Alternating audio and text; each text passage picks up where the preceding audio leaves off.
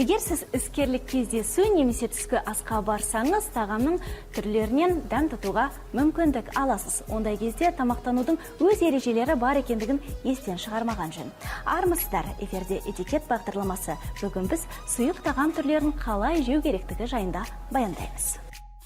Алғаш рет сорпа қашан әзірлене бастаған туралы ақпарат бізге беймәлім. Сорпа, езбе, балық және ет өнімдері қамырдан жасалған ас.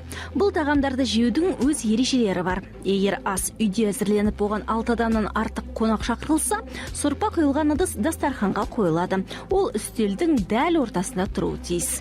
Бөлек тәрелкеде ожау жатады. Қасық қонақтың сол жағынан қойылады. Кастрөлді дастарханға қоюға болмайды. Чаще всего домашний суп из домашних. Негізінен біздің қонақтар тауық қосылған кеспе, қышқыл көже және саңырауқұлақтан дайындалған сорпаға тапсырыс береді. Крем-суп заказывается. Егер сіз мейрамханада отырып тапсырыс жасасаңыз, әр тағамның өз ыдысы бар екендігін ұмытпаңыз. Езбе сорпа мөлдір тәрелкеде әкелінеді. Сонда тағамның түсі көрініп тұрады. Жеңіл сорпа кесе тәріздес ыдысқа немесе сорпа тәрелкесіне қойылады. Тағам кеседе әкелінсе, оны тәттіге арналған қасықпен жейді. Егер оған ет, көкөніс немесе жұмыртқа қосылса, алдымен соны жеп, кейін сорпасын ішкен жөн. Кесенің екі жағында да тұтқасы болса, сорпаны тек қасықпен ғана жейді. Ыдыстың шетінен ішуге болмайды. Қуырылған нан, салат салатын ыдыста әкелінеді. Жанда арнайы қасық жатуы тиіс.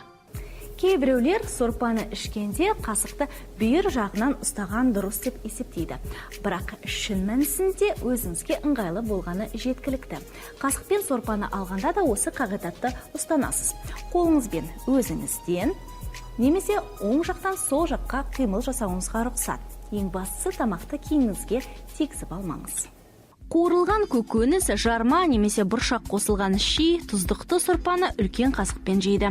Оларды терең тәрелкеде әкеледі. Ас ыдыстың сыртқы және ішкі екі шеті бітетін жерге дейін құйылады. Астына тағы бір тәрелке қойылады. Егер сорпаны кеседен ішсеңіз, тамақтан біткеннен кейін қасықты соған саласыз. Дастархан басында қасықты жалауға тыйым салынады. Оны ауызға толықтай салуды әдепсіздік. Сорпа ішкен кезде ұстанатын басты ереже ол қасықты дұрыс пайдалану. Тамақты шөміштеп алмаңыз. Шашатпауға күш салсаңыз да дұрыс болады. Ал сорпаңыз сәл төгіліп қалса, тәрелкенің шетінен ұстаңыз. Қасық үстелмен қатар тұруы тиіс, және де сорпаны ақырын дыбыс шығармай ішкен жөн.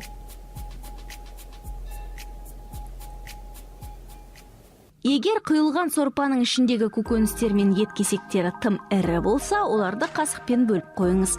Ол үшін ең алдымен кесектерді жанындағы қосымша тәрелкеге салыңыз. Қойуын сұйығымен бірге жеу керек. Егер сорпа қыш құмыраға құйылса, асты соның ішінен жей беруге болады. Ал қасыңызға үлкен тәрелке қойылса, даяшыдан сорпаны сол ыдысқа құйып беруді сұраңыз. Кейбір аспаздар тағам әзірлегенде осыны алдын ала ойластырып қояды. Пісірілген сорпаның ішіндегі нанды қасықпен немесе пышақпен кесіп жейді. Әдетте жұрт оны мүлдем жемейді немесе бөлек нан салатын тәрелкеге қояды. Эта крышка, она не так сильно влияет на вкусовое Бұл качество. қақпақ тағамның дәміне қатты әсер етпейді. Кейде бас аспаздар өзінің тамағын безендіру үшін оны қатпарлы қамырдан әзірлейді. Қонақтар оны жеу немесе жемеу туралы шешімді өздері қабылдайды. Көптеген мейрамхана мамандары оны бөлек кастрөлде дайындайды. Дастарханға апарар алдында құмыраның ішіне И салады. перед подачей просто доводит в горшки. Егер қасықты сорпаға салып үлгерсеңіз, оны дастархан бетіне қоюға болмайды. Тамақтанып біткеннен кейін оны сол тәрелкеде қалдырыңыз. Бірақ кейде бұл әрекет ас ішіп отырған адам тағы сорпа құюды сұрап отырғандығын білдіруі мүмкін. Сол себепті даяшы келіп, оны қонақтардан нақтылап алуы тиіс. Тағы бір айта кететін жайт, ол сорпаны суыту мәселесі. Ешқашан тағамға үрлеп немесе оны қайта-қайта араластыруға рұқсат етілмейді.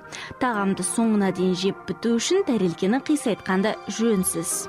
Әдептілік ережесіне сәйкес ауқаттанғаннан кейін тәрелке бос қалмағаны жөн. Сорпаны дұрыс ішіңіз, әйтпесе қоршаған ортаңыз сізді әдепсіз адам деп ойлап қалуы әбден мүмкін. Сол себепті этикет ережелерін есте ұстайық, табысқа бірге қол жеткізейік.